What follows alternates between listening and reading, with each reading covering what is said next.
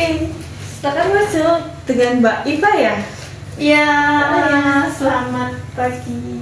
Ya, silakan gitu Mbak. Oke. Mbak Iva ini masih sekolah ya? Iya, masih sekolah. Kelas berapa kalau boleh tahu? Saya masih kelas 3 SMA, Mbak. Oh, 3 SMA, berarti habis ini mau kuliah ya? Iya deh kayaknya. Apa mau kerja? Nggak tahu, lihat ke depan aja dulu. Oh, oke. Udah tahu jurusan yang akan dipilih buat kedepannya atau besoknya mau ngapain gitu? Untuk pandangan ke masa depan, sepertinya saya sudah sedikit ada pandangan, cuman sedikit tapi masnya. Oke, baik. Kelas 3 SMA ini kan kayak mungkin sibuk-sibuknya itu ya, mau kayak mempersiapkan buat kuliah atau buat kerja besok gitu. Biasanya itu ngapain aja di sekolah gitu? Kehidupan siswa kelas 3 ya cuman mempersiapkan buat ke jenjang berikutnya kayak les-les gitu, Mbak. Terutama juga banyak sharing-sharing sama teman-teman gitu, kayak mau gimana, besok maunya gimana, mau jadi apa. Ya seperti itulah kehidupan anak SMA kan. Jadi kayak lebih sharing-sharing ke teman sama ke guru BK juga mau konseling mengenai kedepannya mau ngapain gitu ya? Yeah, something like that. Oke. Apakah ada kayak hal yang kegiatan yang dilakukan setelah seharian berkegiatan gitu, semisal habis sekolah itu kan capek ya kan, jam pagi hingga sore gitu, itu Mbak Iva ngapain gitu Dari pagi sampai sore. setelah berkegiatan? Setelah berkegiatan biasanya saya sering lakuin itu sih, Mbak, namanya refleksi diri. Refleksi diri. Refleksinya seperti apa? Refleksinya itu saya biasanya kayak apa aja yang sudah aku lakuin hari ini, dan pastinya kan kalau yang dalam satu hari kan pasti ada negatif dan positifnya. Nah, yang negatifnya biasanya saya cari gimana solusinya biar sisi negatif itu tidak mempengaruhi kehidupan saya di hari berikutnya dan di masa mendatang gitu. Baik. Di kelas 12 ini kan apa ya, kayak sibuk-sibuknya sekolah gitu kan ya. Apakah masih ada waktu luang gitu di kelas 12 ini? Untuk waktu luang saya lebih ke mengatur waktu sih, Mbak. Kayak misalkan hari Senin sampai Jumat itu kan full mulai dari sekolah, ekstrakurikulernya, terus les-lesnya. Nah, saya sebisa mungkin mengontrol diri saya buat di hari-hari kerja itu saya full maksimalkan ke materi dan pembelajaran. Nah, sedangkan di hari Sabtu Minggunya saya otomatis free, meliburkan diri dari segala penatnya kegiatan di sekolah gitu dah. Oke. Jadi Mbak Iva ini sebisa mungkin dalam 5 hari itu kayak mempadatkan jadwal sehingga di hari Sabtu sama Minggunya itu bisa lebih enak gitu menikmati libur-liburnya hari gitu ya. Kegiatannya kalau misalnya di hari liburnya itu ngapain aja, Mbak? Kalau di hari libur saya biasanya cuman berbaring saja sih, Mbak, di rumah sambil menenangkan diri. Soalnya kan saya tipenya yang sosial apa sih namanya itu, baterai sosial tak apa itu namanya. Oh. Itu saya itu rendah, jadi kalau berkumpul sama orang terlalu lama itu kayak langsung down gitu saya itu Mbak. Oh, kayak berarti di hari Sabtu Minggunya itu Mbak Iva itu kayak lebih di rumah gitu ya, daripada keluar ke misalnya mau kemana sama teman-teman gitu. Karena kan udah 5 hari ini udah kayak banyak banget kegiatannya, jadi energinya udah kayak habis di hari Sabtunya gitu. Ya seperti itu. Oke. Soalnya saya juga orangnya kan introvert terus juga. Jadi kurang suka bersosial terlalu lama gitu sama orang-orang. Oke, baik. Mbak Iva ini ada kayak kegiatan nggak yang buat diri Mbak Iva ini kayak tenang sama kayak bahagia gitu waktu ketika melakukan kegiatan ini?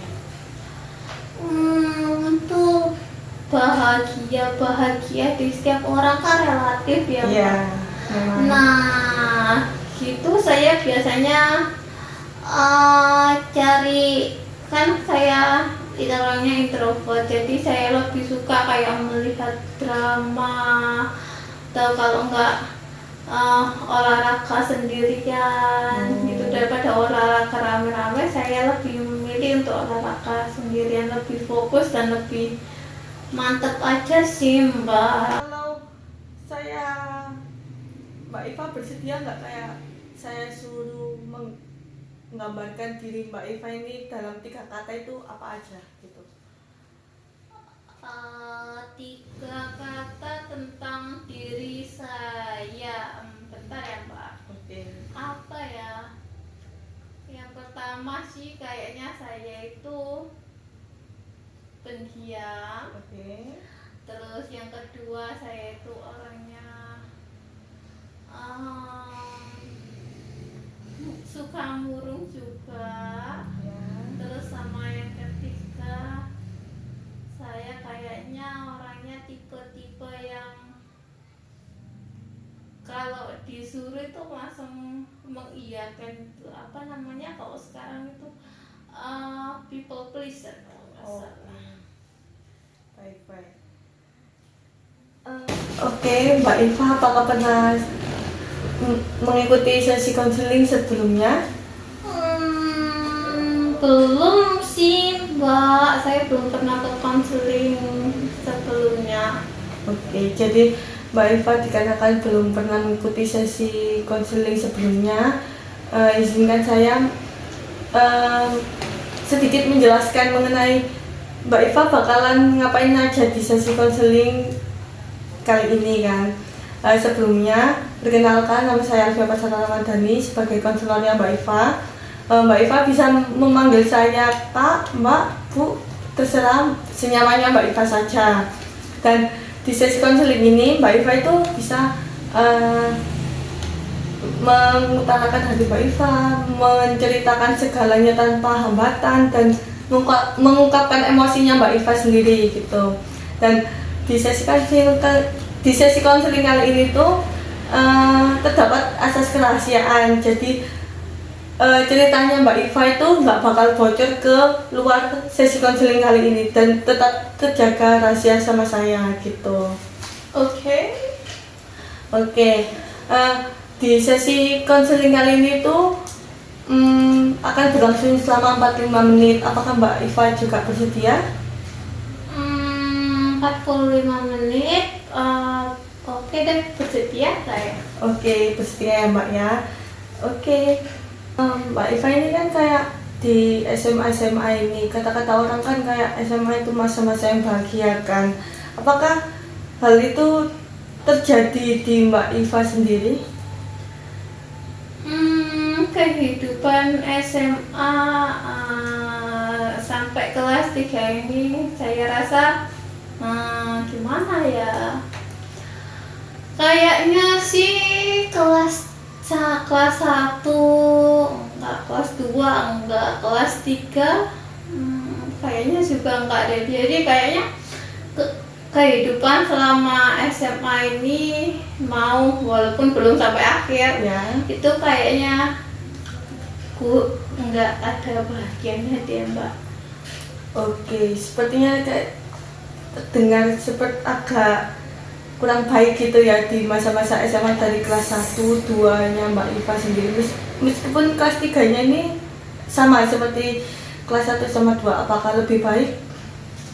Kayaknya sama sih, Mbak. Soalnya kan teman-teman saya juga dari kelas 1, kelas 2, kelas 3 ini juga dengan orang yang sama gitu ya, Mbak. Oke. Jadi kayaknya sampai akhir dia juga sama aja kayak gitu, kurang membahagiakan gitu kan. Baik. Eh, Sepertinya hubungan teman-temannya Mbak Iva sama teman-temannya ini tuh kayak sepertinya kurang baik gitu ya itunya. Kayak bagaimana Mbak hubungan sama teman-temannya Mbak Iva sendiri? Hubungan ya, kalau dibicarakan hubungan kan kalau nggak salah interaksi dua orang ya, Mbak Ya. ya. Kan ada namanya PUV. Kalau PUV saya ke teman-teman saya itu, saya selalu baik ke teman-teman saya. Balik lagi kan tadi udah saya jelaskan kayak apa ya, tadi orangnya tipe-tipe people pleaser yang selalu mengiyakan apa yang orang lain katakan. Teman-teman saya itu kalau butuh bantuan saya selalu mengiyakan. Jadi menurut saya termasuk orang yang baik. Tapi entah kenapa teman-teman saya itu tidak ada timbal baliknya seperti itu lagi. Mereka selalu kayak kesannya menghindari saya begitu. Oke. Jadi Mbak Iva ini seperti kayak dikatakan tipe-tipe orang yang people pleaser. Jadi di PUV-nya Mbak Iva sendiri kayak Mbak Iva-nya sudah baik, tetapi dari nggak tahu lagi kalau misalnya di POV-nya teman-teman Mbak Iva gimana, tapi Mbak Iva merasa kayak belum ada timbal balik dari teman-temannya Mbak Iva tadi gitu. Seperti itu kayaknya. Oke. Mengingat perlakuannya Mbak Iva, perlakuannya apa teman-temannya Mbak Iva di POV-nya Mbak Iva tadi kan kayak kurangnya timbal balik gitu kan. Nah, saat kayak ada kayak perlakuan tersebut, perasaannya Mbak Iva itu bagaimana dan kayak di mana perasaan itu tumbuh gitu? Untuk perasaan ya, Mbak ya, entah kenapa ya, Mbak ya, kalau boleh saya jujur, untuk perasaan ya jelas tidak nyaman. Mungkin juga mereka melakukan pembulian mungkin namanya ya. Mereka kayak mengucilkan seseorang dari kelompok-kelompok mereka. Jadi misalkan yang saya dapatkan itu, kalau saya masuk ke kelompok, guru kan biasanya membentuk kelompok belajar ya, Mbak ya. Iya. Misalkan 4, 6 orang atau berapa orang, saya tuh nggak pernah dapat kelompok. Jadi semua dapat kelompoknya masing-masing, sedangkan saya nggak dapat. Jadi saya harus turun tangan. Bukan hanya sih, biasanya saya turun tangan ke minta gurunya buat saya dimasukin ke kelompok terserah gitu. Baru mereka menerima dengan Terpaksa. dengan terpaksa gitu, Mbak ya. Jadi contohnya saja itu. Jadi kayak pasti nggak nyaman dong ya di hati, kayak kenapa sih mereka kok seperti itu. Padahal ke teman-teman lain pun mereka berkelompok langsung kenapa hanya pada saya yang seperti itu, Bu? Saya kan nggak pernah jahat pada mereka, kenapa mereka jahat kepada saya? Itu pun I don't know. Oke. Jadi Mbak Iva ini kayak merasa timbal baliknya ini dalam semisal berkelompok kan biasanya 6 sampai 7 orang gitu. Itu gurunya yang memilihkan atau maksudnya kayak udah dipilihkan sama gurunya, atau siswanya yang kayak memilih sendiri gitu? Untuk itu karena mereka terpaksa ya, biasanya kalau terpaksa itu yang diberikan gurunya kan. Waktu pemilihan kelompok itu kan guru kan biasanya nggak apa ya namanya, nggak hanya satu tipe kan, jadi ada yang tipe guru yang milih sendiri kelompoknya, ada yang dipilihkan. Nah kalau yang dipilihkan saya enak, walaupun mereka terpaksa menerima saya, tapi saya kan langsung dapat kelompok.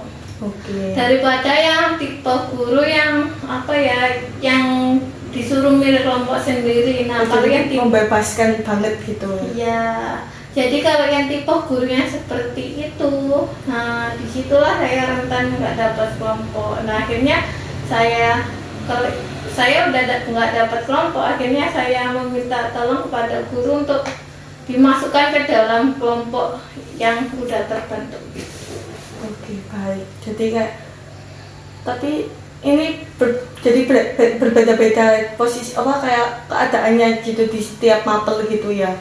Jadi kan tapi tetap dengan satu apa ya, posisi mereka itu tidak nyaman dengan saya, dan saya selalu dikucilkan. Dan segala pendapat yang saya keluarkan itu seperti angin lalu bagi mereka. Begitu. Baik. Kan itu cuma apa ya, kayak satu pengalaman Mbak Ivanya saja kan. Ya. Pasti kan dari semester 1, 2 dengan teman yang sama gitu kan, pasti di POV-nya Mbak Iva kan sudah mengalami beberapa pengalaman banyak sekali yang kurang mengenakan gitu bagi Mbak Ivanya sendiri. Pengalamannya itu yang paling kayak menyakitkan itu yang kayak bagian apa gitu? Mungkin di kelas berapa, semester berapa, atau di mana gitu? Yang paling menyakitkan ya Mbak. Bentar ya. Kayaknya ada deh yang paling mengena itu waktu saya terpilih jadi ranking 1 di kelas. Itu di kelas berapa?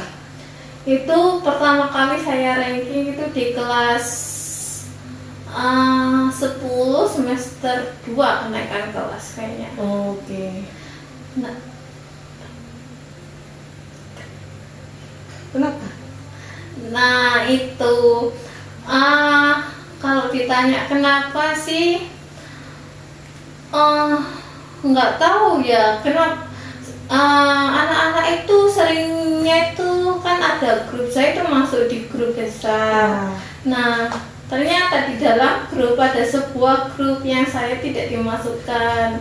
Nah di grup itu saya dibicarakan, loh kok si ini kok bisa ranking padahal bla bla bla bla bla, panjang banget gitu.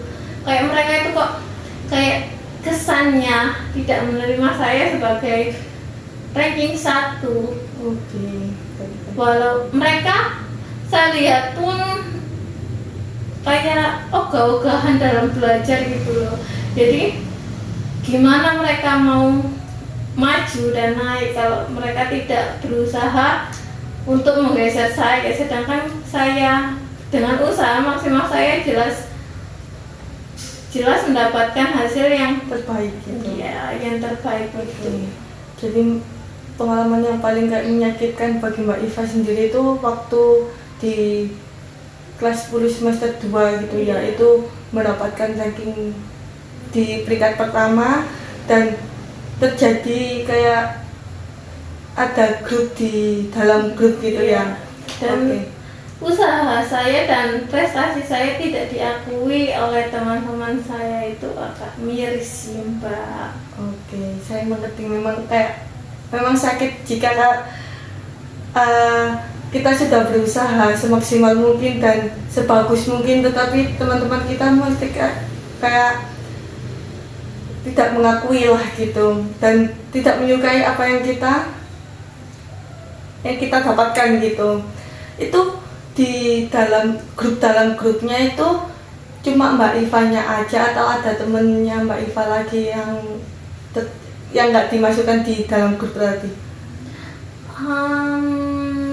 Sepertinya cuman saya aja sih Mbak, soalnya semua anak itu ada kecuali saya. Tuh mungkin itu grup memang dibuat untuk, mungkin ya, saya juga tidak tahu dan tidak pernah menyelami grup itu, tapi sepertinya grup itu dibuat untuk membicarakan saya dengan segala hal apapun itu juga saya tahu. Oke, baik, paham. Mengenai kayak kejadian tersebut, kayak semisal ya yang tadi Mbak Iva katakan tadi,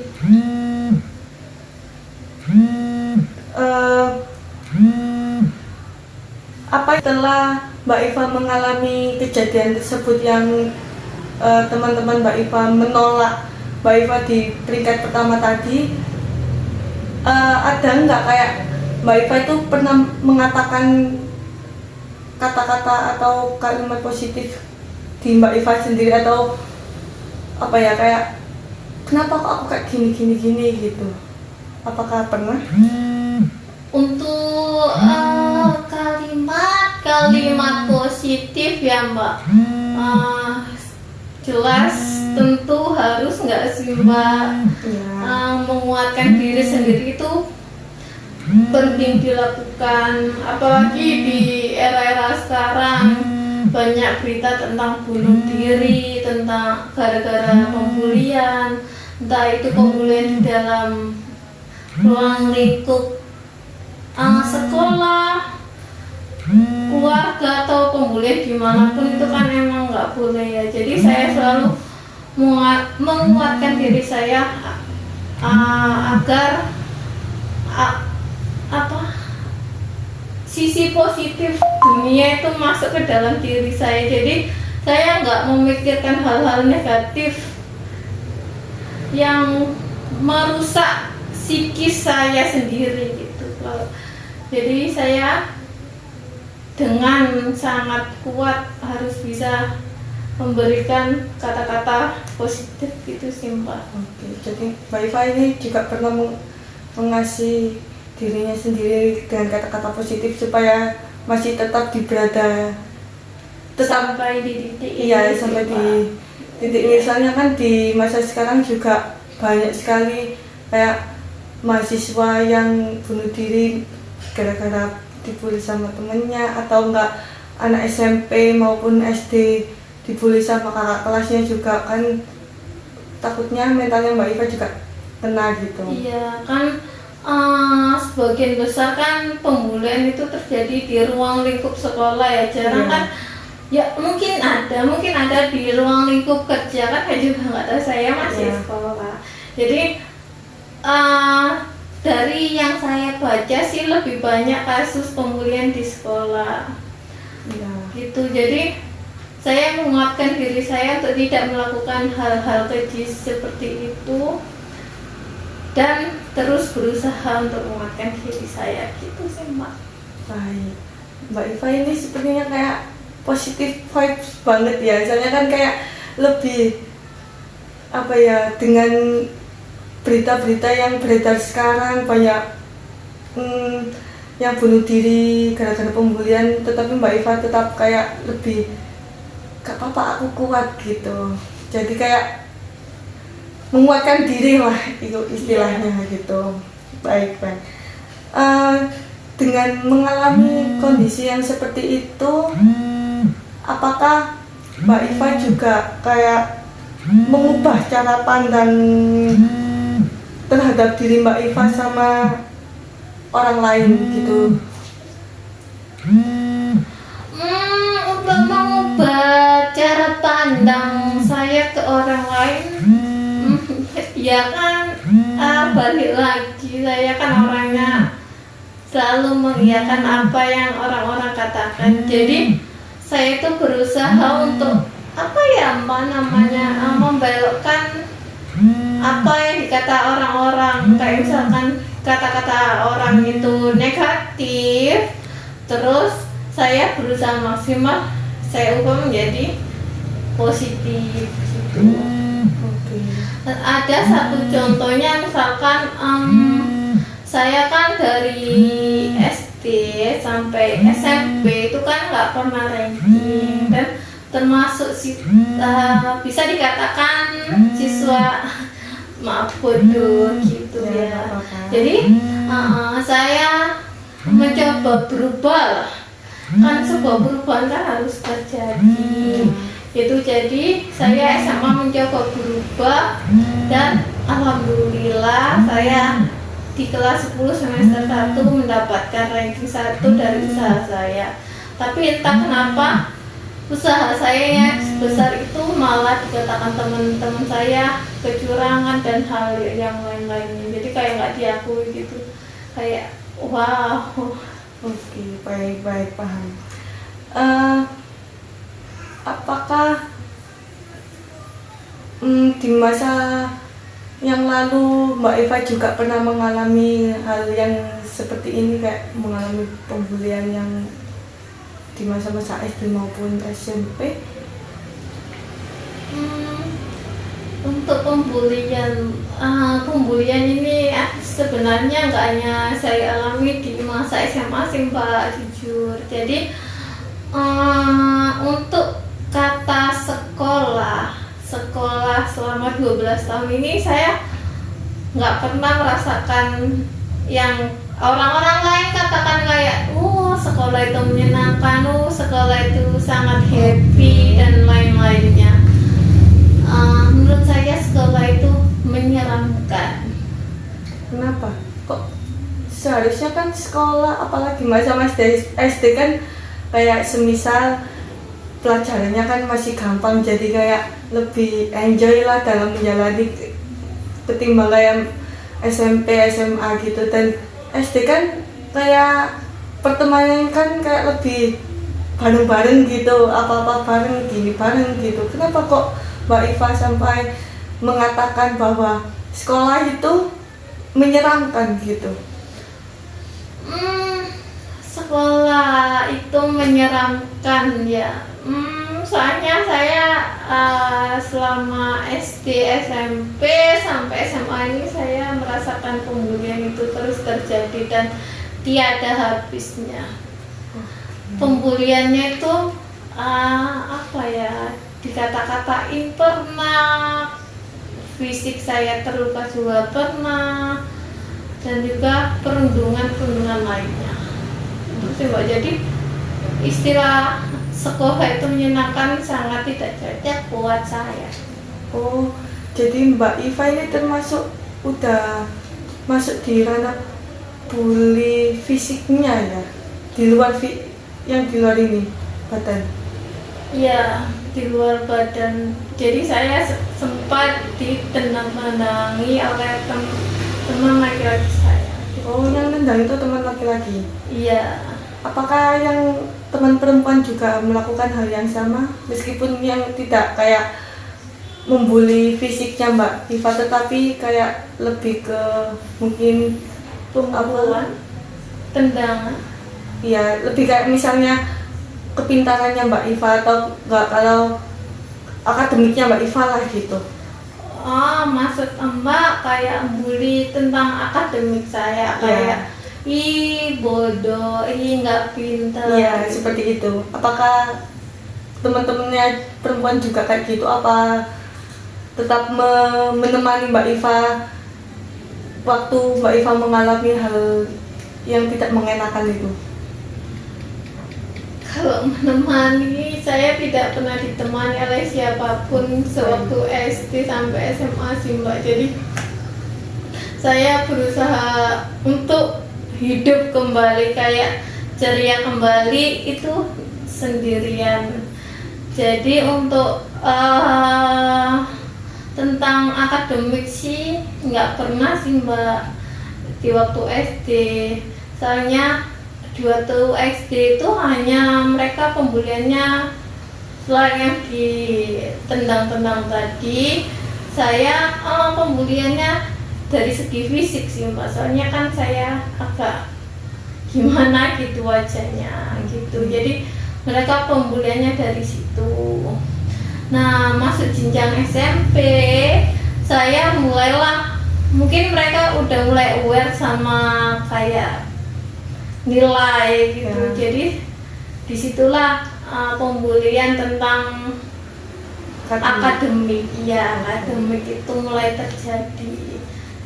Tapi pembulian apa ya? Pembulian yang tentang fisik tadi masih terus berlanjut hingga SMA ini sih, Mbak. Oh, oke.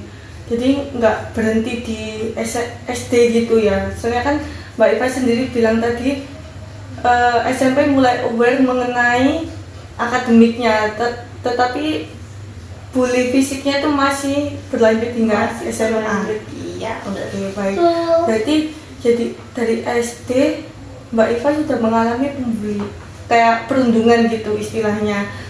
Itu kira-kira dari kelas berapa Mbak? Mulai kayak dapat perundungannya itu?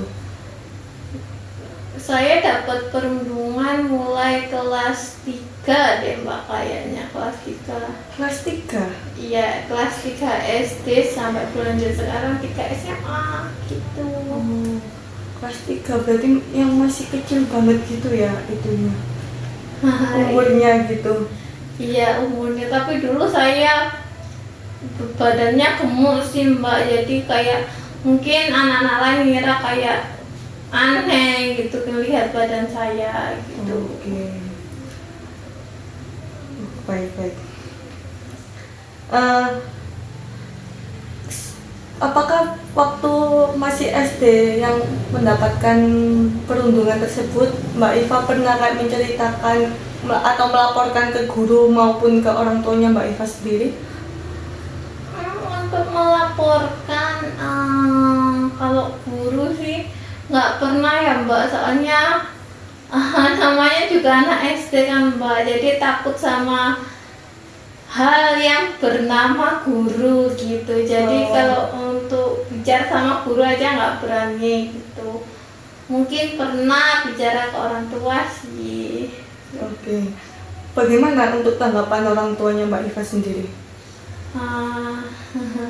Untuk tanggapan orang tua sih, mereka hanya berkata sabar sih, Mbak. Tapi kan anak SD kan masih bingung apa itu arti kata sabar. Nah, sabar dalam kamusku dulu itu kayak ya udah deh, biarin aja nanti berlalu gitu. Nah, jadi kata-kata itu terus saya tumpuk hingga SMA kok nggak ada habisnya. Saya sabarnya itu harus sampai di titik mana lagi. Saya sudah sangat sabar, tapi perundungan ini kenapa masih tetap terjadi? Jadi itu aja sih, Mbak. Jadi mungkin ya saya juga tidak tahu, orang tua saya kayaknya agak tidak aware dengan apa itu perundungan yang terjadi pada saya. Jadi Mbak Iva ini sempat melaporkan ke orang tua, tetapi orang tuanya Mbak Iva sendiri kayak hanya mengatakan sabar, dan Mbak Iva sendiri juga mengikuti yang dikatakan oleh orang tuanya Mbak Iva. Mungkin hingga SMA ini Mbak Iva pikir kayak mungkin itu berlalu gitu, ya, tetapi nggak selesai dan hingga SMA ya belum berakhir gitu perundungannya. Iya, Mbak. Apakah orang tuanya Mbak Iva ini tahu hingga SMA ini Mbak Iva mengalami perundungan gitu? Ya, karena kata-kata sabar tadi, jadi saya sudah nggak berani meminta saran lagi. Soalnya saya di rumah juga kadang juga ada masalah sih, Mbak. Oke, baik.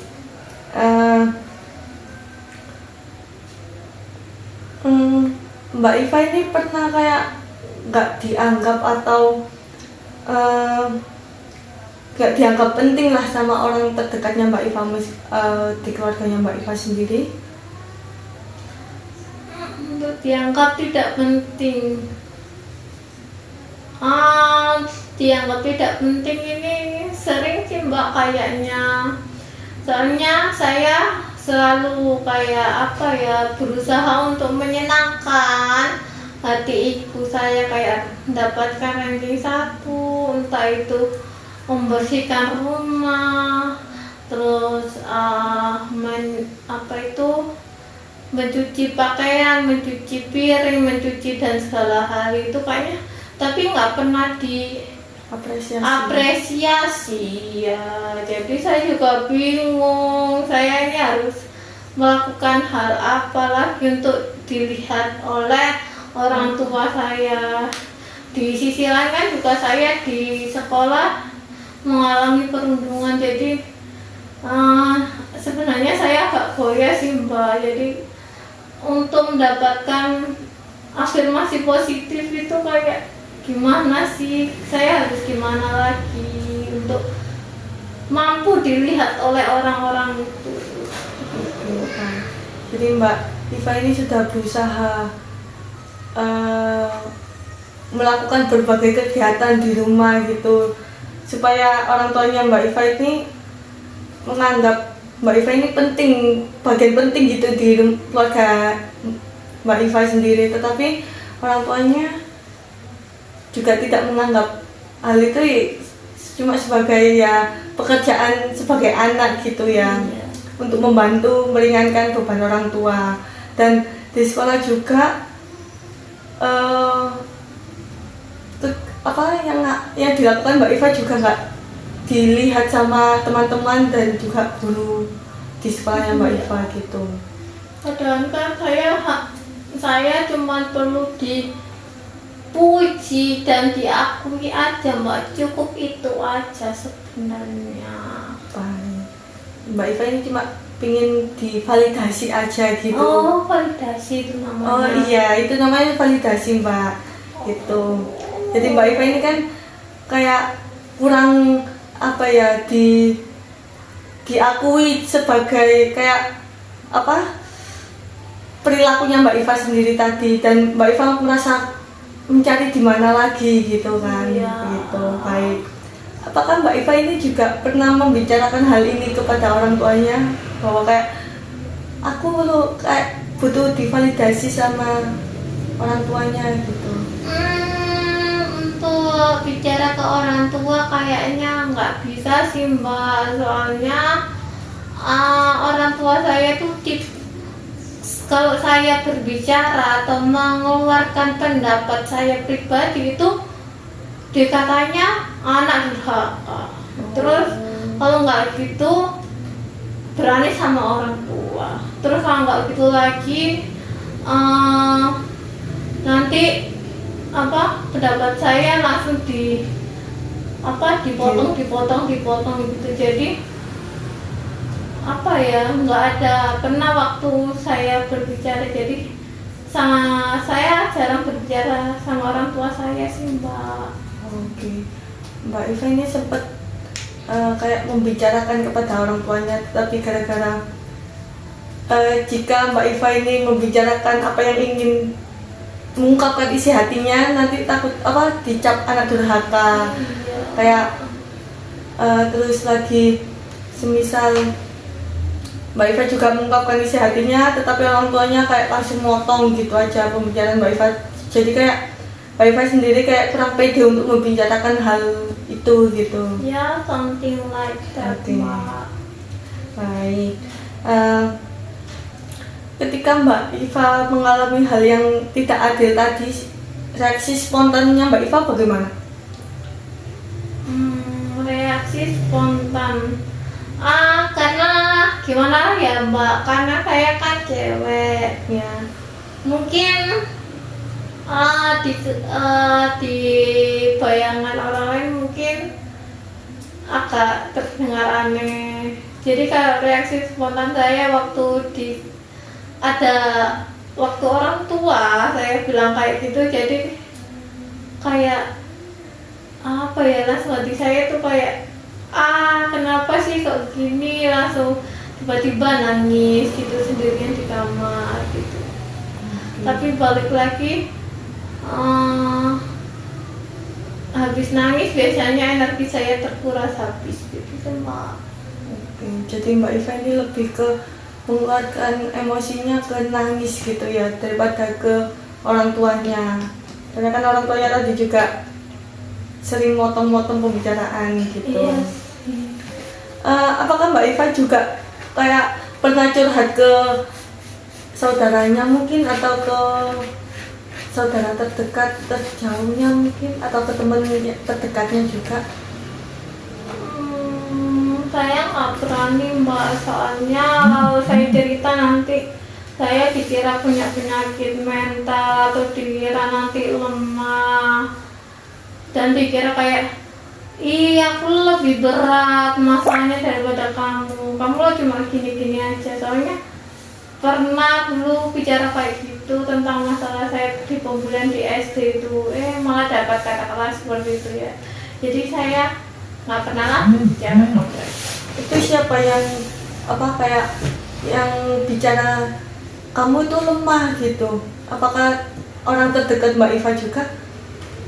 Ya, bisa dikatakan saudara saya sendiri sih, tapi bukan saudara kandung sih, saudara kayak sepupu gitu ya? Sepupu, iya. Terus kayak bahkan nenek saya pun berkata kayak gitu.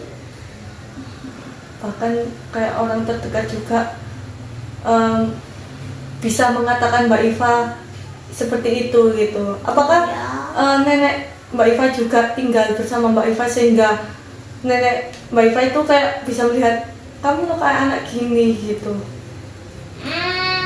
Nggak tinggal serumah sih Mbak, tapi tinggalnya di sebelah rumah saya. Jadi nenek saya mungkin merasa sih paling tahu bahwa sebenarnya yang berbuat seperti itu loh bukan saya. Oke, baik-baik.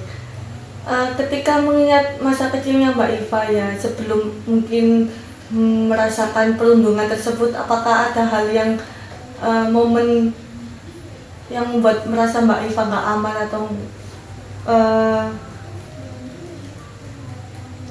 kayak nggak diterima gitu? Nggak diterima? Kalau kata-kata nggak diterima sih kayaknya di semua tempat saya nggak diterima deh Mbak. Soalnya di keluarga sendiri pun saya diperlakukan tidak adil. Terus ada sempat juga KDRT juga. Terus di lingkungan masyarakat, di tetangga-tetangga atau di saudara-saudara, saya juga dicap negatif lah, bisa kayak anak yang malas, anak yang apalah itu. Saya juga nggak paham kenapa mereka berkata seperti itu. Terus di sekolah juga. Oke. Jadi Mbak Iva ini ngerasa nggak diterimanya itu nggak hanya di luar, lingkungan luar aja, di lingkungan keluarga juga banyak sekali merasakan momen-momen seperti itu. Ya. Oke, baik. Kalau Mbak Iva melihat Mbak Iva kecil dulu waktu kayak sebelum atau sedang mengalami masa perundungan, kan Mbak Iva juga masih SD toh ya. Apa yang Mbak Iva ingin katakan ke Mbak Iva kecil gitu dengan keadaannya Mbak Iva sekarang? Iva kecil bicara ke Iva besar. Bukan. Iva besar bicara ke Iva kecil. Gitu, maaf. Iya. Jadi si Iva yang kelas 3 SMA ini bicara ke Iva yang kecil. Iya. Mungkin yang akan saya omongkan ke Iva si kecil itu adalah nggak apa-apa, kamu kuat. Soalnya saya di sini juga kuat dan bertahan. Ayo bertahan bersama-sama sampai mendapatkan kesuksesan di masa mendatang. Dan mari kita buktikan pada orang-orang yang pernah mengejek, menghina dan merundung kita bahwa kita itu bisa sukses. Nggak seperti yang orang-orang di masa kecilmu bisa atau di masa SD, SMP, SMA atau di masa mendatang.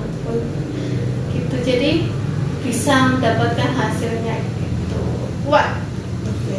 Jadi intinya Mbak Iva besar ini katakan itu bahwa di Iva besar ini kuat kok, nggak seperti Iva kecil yang pikirkan gitu. Dan semoga aja pesan yang Mbak Iva bicarakan ini tersampaikan ke Iva kecil itu ya. Iya. Dan Iva kecil juga merasa kayak, oh ternyata diriku di masa depan juga kuat loh, nggak kayak aku sekarang yang pikirkan hari ini gitu. Iya. Oke, kembali ke Iva yang besar sekarang ya Mbak gitu.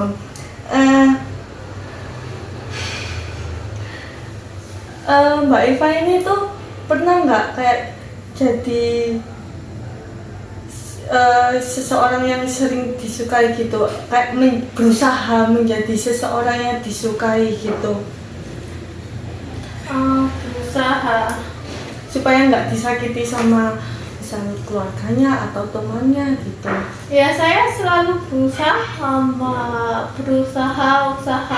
namanya juga kan manusia kan harus berusaha dulu. Ya. Tapi nah kenapa yang seperti saya bilang sebelumnya tadi, usaha saya selalu buram, mereka tidak bisa melihatnya.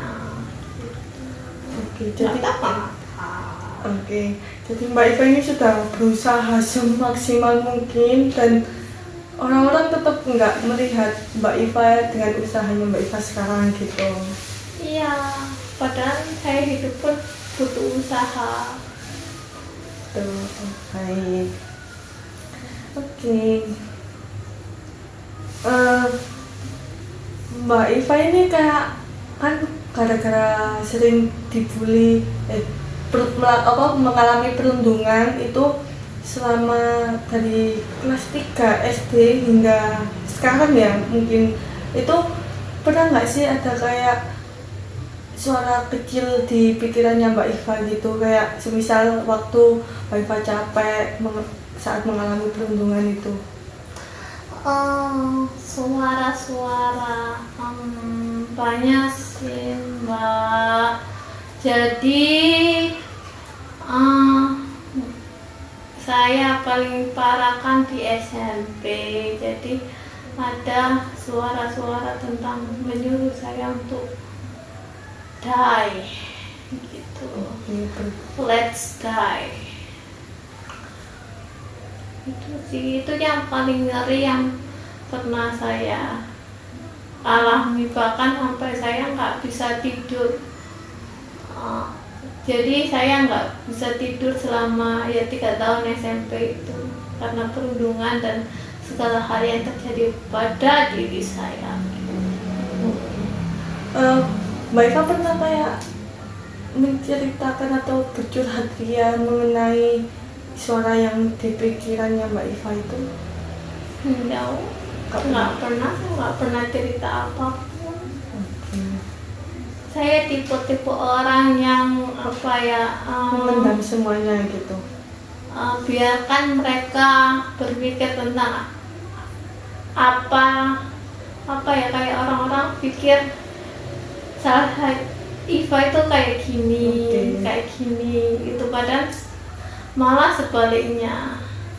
Soalnya saya itu berpedoman bahwa sesuatu hal terjadi itu pasti ada latar belakangnya, dan orang-orang rata-rata tidak paham tentang apa itu latar belakang dan langsung menjudge apa yang mereka lihat. Oke, baik. Apakah Mbak Iva pernah kayak memikirkan bagaimana respon keluarganya Mbak Iva sendiri ketika Mbak Iva itu kayak merasa takut, terus sedih dan kayak merasa disakiti tadi gitu? No, nggak pernah memikirkan kayak keluargaku kayak ngeresponnya bagaimana ya gitu? nggak pernah. Dan Tapi yang saya bilang tadi, biarkan mereka orang lain berpikir tentang saya dalam pikiran liar mereka. Padahal saya itu nggak seperti yang mereka pikirkan. Jadi biarkan mereka berfantasi tentang perilaku saya dan biarkan mereka terus berorientasi tentang stereotip yang mereka buat sendiri. Oke, baik. Jadi wifi ini lebih membiarkan orang-orang itu kayak ya udah apa yang mereka pikirkan tentang saya itu ya biarkan itu, tetapi saya kan nggak kayak orang gitu. Iya. Oke. Setelah Mbak Iva menceritakan hal ini semua ya, itu apakah Mbak Iva menyadari mengenai diri Mbak Ivanya sendiri itu bagaimana gitu? Nggak tahu ya Mbak, saya nggak pernah kayak begitu. Jadi saya masih belum menemukan jati diri saya itu begini. Jadi saya juga sebenarnya masih bingung pada diri saya, apa yang terjadi pada diri saya dan kenapa hal ini bisa terjadi pada saya. Jadi Mbak Iva ini masih meskipun udah SMA gitu masih bingung gitu mencari jati dirinya itu bagaimana dan kenapa sih hal ini tuh bisa terjadi ke saya gitu, dan saya juga nggak melakukan apa-apa kok bisa terjadi ke saya gitu. Oke. Kan Mbak Iva sudah mengalami kejadian seperti itu kan, dan setelah mengalami kejadian itu bagaimana Mbak Iva memandang dirinya Mbak Iva sendiri sama orang lain? Memandang orang lain itu bagaimana? Kayak mungkin orang lain tuh kayak jahat apa gimana atau gimana menurut Mbak Ivanya sendiri? Pandangan saya ke orang lain Dan diri Mbak Ivanya sendiri kayak orang lain itu kayak gini gitu Pak. Ya. Saya masuk ke prinsip yang udah saya dapatkan di SD. Kalau guru SD kan bilangnya semua orang itu baik dan semua orang itu lahir dalam keadaan baik. Nah gitu, saya jadi berpikir apa yang saya berikan ke orang lain itu pasti timbal baliknya positif lagi kepada saya. Jadi saya menganggap orang-orang lain walaupun berbuat jahat kepada saya akan mendapatkan timbal balik yang sama gitu sih Mbak. Jadi walaupun kayak negatif gitu ya, terdengarnya kayak jahat gitu, tapi kan pasti ada namanya hukum karma Ya. Apa yang mereka perbuat pasti akan mereka dapatkan di masa-masa masa apa itu. Oke. Jadi itu Mbak Iva memandang orang lain gitu ya, kayak biarkan mereka kayak seenaknya. Kan Mbak Iva juga berprinsip bahwa guru Mbak Iva juga bilang semua orang itu baik, semua orang lahir juga baik, dan tapi kenyataannya memang bukan kayak gitu. Dan iya, jadi akan terus dilanjut lagi sama namanya karma itu tadi kan ada. Jadi mereka akan terlahir baik jika perbuatan mereka baik di kemudian hari. Jadi kalau mereka di kemudian hari tidak menjadi tidak baik, jadi hukum karma itu nanti yang akan membalas perbuatan mereka dan akhirnya mereka kembali baik. Oke. Kalau misalnya Mbak Ivanya memandang Mbak Ivanya sendiri bagaimana? Memandang dirinya Mbak Iva sendiri?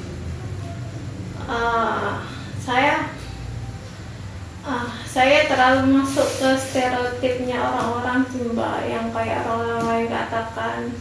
Walaupun saya sudah berusaha maksimal berubah, tapi entah kenapa stereotip tentang cap diri saya yang negatif itu terus berkelimut di pikiran saya, kayak saya itu kayak pemalas, saya itu bodoh, saya dan apapun itu terus berkelimat di pikiran saya. Jadi ditambah lagi saya kan orangnya mengiyakan, jadi Saya selalu terpaku dengan kata-kata itu sepanjang hari saya sampai saat ini. Oke, jadi berarti Mbak Iva ini lebih masih terjebak gitu ya dengan kata-kata orang yang mencap Mbak Iva ini kayak pemalas, bodoh dan lain-lain, pokoknya yang hal-hal yang negatif gitu ya. Ya, Oke, baik. Apakah dari Mbak Iva sendiri ada yang diri Mbak Iva sendiri yang ingin dipulihkan atau dirawat setelah melewati fase, setelah mengalami kejadian ini tuh? mental saya sih Mbak, supaya saya tidak mengalami hal negatif di kemudian hari. Yang Mbak tahu kan hal negatif yang saya maksud, Ya, paham ya. tentang banyak berita yang beredar yang tadi yang sudah saya jelaskan tadi. Semoga hal itu tidak terjadi kepada saya dan saya akan tetap terus hidup sampai panggilan itu datang sendiri pada saya. Oke, jadi Mbak Iva ini lebih ke bersabar, kayak bukan bersabar, kayak menunggulah waktu yang tepat gitu. Yang naon waktu yang tepat, tapi saya akan berusaha tetap kuat. Bukan Oke. menunggu. Kalau menunggu kan tidak ada action, tidak ada tindakan yang saya lakukan. Jadi saya berusaha untuk afirmasi ke diri saya bahwa saya itu hebat, saya itu sudah melakukan yang terbaik untuk diri saya sampai saat ini. Gitu. Oke, baik. Jika Mbak Iva melihat diri Mbak Iva di masa depan,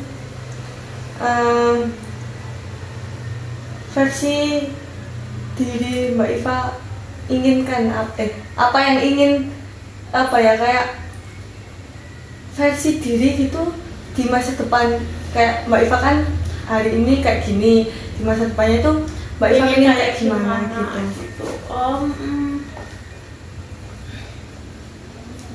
Saya pengen menjadi wanita yang kuat sih Mbak. Jadi walaupun dengan mental yang sudah se-breakdance ini ya Mbak, jadi Ya. semoga saya di masa mendatang kuat dan mampu menghadapi segala tantangan yang ada di depan.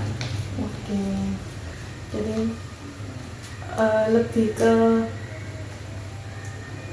semoga mentalnya lebih kuat di masa depan gitu ya, dengan orang-orang yang Saya seperti cuma ini. perlu mental yang kuat Pak untuk menghadapi orang-orang yang sedikit perlu panggilan karma untuk dirinya sendiri.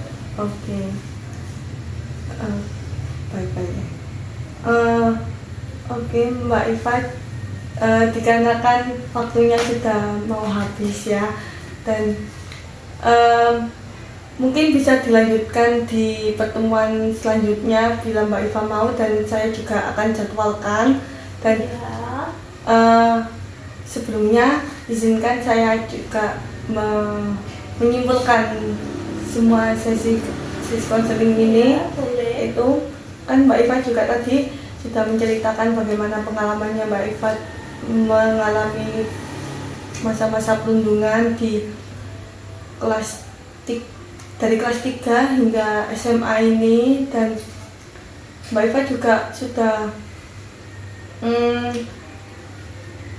mencoba untuk mengomunikasikan kepada orang-orang yang terdekat di lingkungan keluarga juga, tetapi sepertinya di lingkungan keluarga juga sedikit menolak mengenai Mbak Iva juga, dan Mbak Iva juga memegang nilai kayak biarkan orang menilai saya seperti apa, tetapi saya nggak seperti itu, dan biarkan karma yang bekerja gitu. Yes.